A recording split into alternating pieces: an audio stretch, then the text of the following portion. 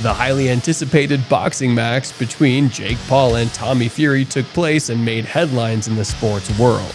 The two young and charismatic fighters had been building up to this moment with intense training and trash talking. He will never box again. It's going to be pretty devastating. I was hoping for it to be a hook, but I think it's going to be a right hand. I'm going to prove on the 26th that he doesn't belong in. I'm knocking him out, 4 rounds or less. Bet the house on it.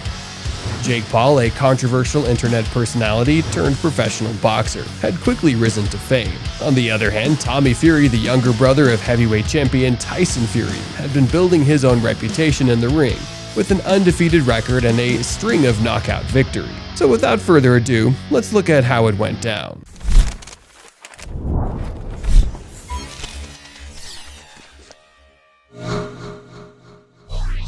In the first round of the fight, Tommy Fury started off aggressively, but Jake Paul was quick to respond by wrapping him up, almost lifting him over the top rope. This unusual move by Paul left spectators surprised. Paul displayed a lot of head movement, and the fighters were quickly tied up again. Fury's jab was looking good and receiving loud cheers from the crowd. However, there was a lot of clinching from Paul throughout the round.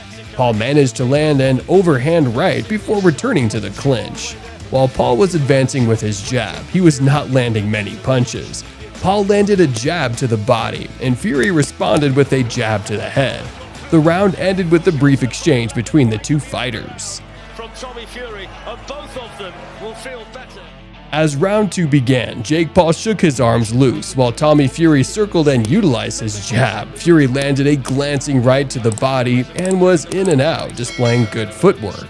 Fury continued to connect with his jab, while Paul missed with an overhand right. Paul tried to corner Fury, but he was countered with a punch. Paul managed to land a left hook, and Fury responded with another sharp jab. Fury then clipped Paul with a straight right, while Paul blocked a left hook. Paul missed with a right but landed a jab, and then followed up with another good jab. Both fighters missed with big shots, but Paul managed to sneak in a left hook towards the end of the round. In round 3, Tommy Fury continued to utilize his jab while Jake Paul swung wildly and landed a glancing left.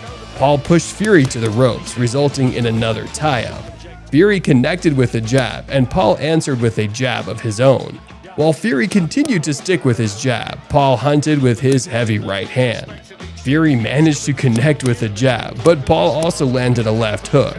Paul then backed Fury up with a jab, and the round ended with Fury throwing punches off a clinch. In round 4, Tommy Fury continued to establish his jab, landing a right and chasing Jake Paul. Fury threw a combination of punches, but Paul defended well. Fury managed to land a right hand as Paul entered, while Fury was in pursuit. Paul fired a left hook to slow Fury down, and Fury responded by doubling up on his jab. Fury was fighting with his hands low but still managing to score points. However, Paul caught Fury's attention with a big punch. Fury won an exchange of jab, and as the round came to a close, Fury caught Paul with a punch to the back of his head. Paul looked annoyed, but the incident did not escalate into anything significant. As round 5 began, Jake Paul worked out on establishing the range with a long jab, but Tommy Fury managed to score with his own jab. Fury landed a good 1-2 combination, even though he took a right hand from Paul. The action was paused, and Paul was penalized a point for holding the back of Fury's head.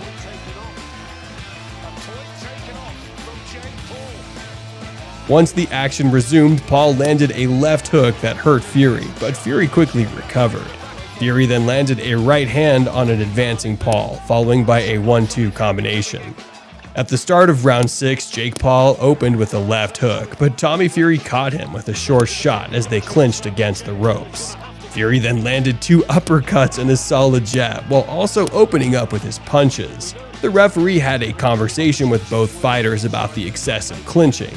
Suddenly, Fury was deducted a point for excessive grappling. Fury responded by landing a body shot. During round 7, Tommy Fury countered effectively as Jake Paul charged forward. Paul landed a jab, but couldn't follow up with anything significant. Fury landed a left hook, and a good jab sent him circling off of the ropes. Fury also scored with a body shot, while Paul kept ducking into Fury's left hand. Fury unleashed a combination, and Paul tied him up. Fury dominated the round with big volume and caught Paul with a right hand before stepping in to score with a jab. In round 8, Jake Paul was still looking to land that right hand knockout and was just lunging in. Tommy Fury was scoring with counters, but Paul managed to land a stiff left that had Fury touching the canvas. Tommy Fury! He says it was a slip, the referee's giving a count! That was a good shot, wasn't it? But he's probably... Fury scored with a right, but Paul kept rushing forward, only to be sent back by a combination from Fury. Paul landed a jab, but Fury answered the heavy shots. Paul managed to connect with a right, and the referee separated the fighters once again. Fury missed with a big right hand, and the round ended with the fighters tied up once more. The final bell sounds and we will go to the judges' scorecards.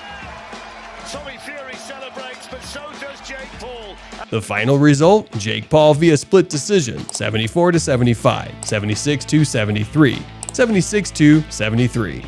So the winner by split decision, Tommy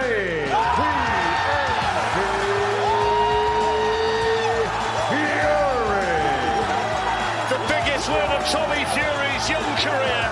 The grudge match is won by Tommy Fury. The fight has drawn a lot of controversy and there are talks of a possible rematch. With that said, thanks for watching and we'll see you guys in the next video. Don't forget to hit the like and subscribe button if you guys enjoyed it. Until next time.